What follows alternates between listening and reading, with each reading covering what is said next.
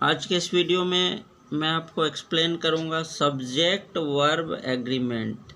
ये बहुत important topic है क्योंकि कॉम्पिटिटिव एग्ज़ाम में भी इससे बहुत सारे क्वेश्चंस रहते हैं। तो सब्जेक्ट वर्ब एग्रीमेंट क्या होता है? सब्जेक्ट वर्ब एग्रीमेंट यानी सब्जेक्ट जो सेंटेंस में है उसका वर्ब के साथ एग्रीमेंट होना चाहिए। यानी सब्जेक्ट अगर सिंगुलर नंबर है तो वर्ब भी सिंगुलर नंबर का होगा। सब्जेक्ट अगर प्लूरल नंबर है तो वर्ब भी प्लूरल नंबर का होगा। इसको याद रखना है।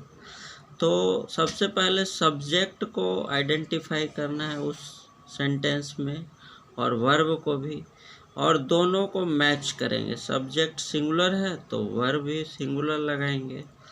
अगर दोनों में से कोई भी अलग नंबर का है तो फिर आपका सेंटेंस रॉन्ग हो जाएगा। तो यही है सब्जेक्ट वर्ब एग्रीमेंट। अब एक एग्जांपल से इसको क्लियर करते हैं। Like the boy is playing. अब यहाँ पे देखें, सबसे पहले सब्जेक्ट पहचानते हैं, बॉय है सब्जेक्ट।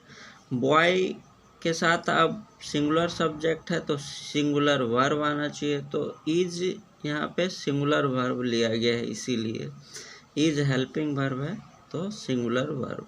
उसके बाद दे वर प्लेइंग। दे अब चूँकि प्लूरल सब्जेक्ट है, दे मीन्स वे लोग, तो इसके साथ प्लूरल वर्ब भी आएगा, इसीलिए वर्ब मीन्स थे, plural verb. Okay, so this is the rule.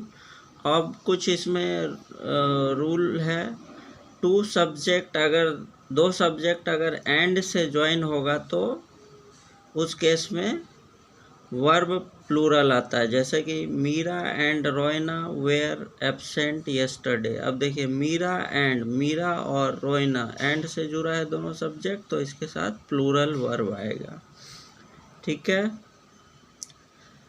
अब कुछ वर्ड्स हैं जैसे कि when the word each, every, either or neither comes just before a noun which is the subject in the sentence, use a singular verb। यानी कि sentence में अगर subject के पहले each है, every है, either, neither ये है तो उसके साथ सिंगुलर वर्ब आएगा। जैसे कि each student। अब each student सिंगुलर ट्रीट किया जाता है, इसके साथ सिंगुलर वर्ब आएगा।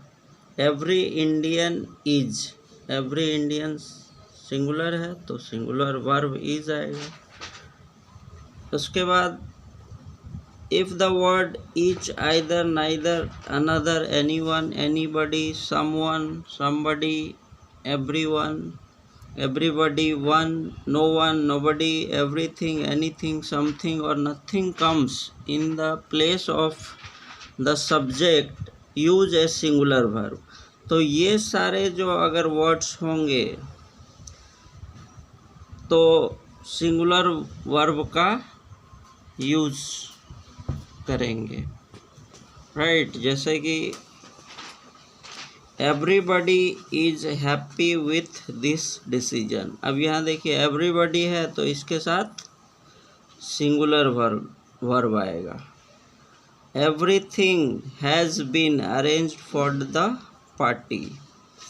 अब एवरीथिंग जो है इसको सिंगुलर ट्रीट करेंगे, इसलिए सिंगुलर के साथ सिंगुलर वर्ब भी आएगा। सो this is all about subject verb agreement. Thank you for watching.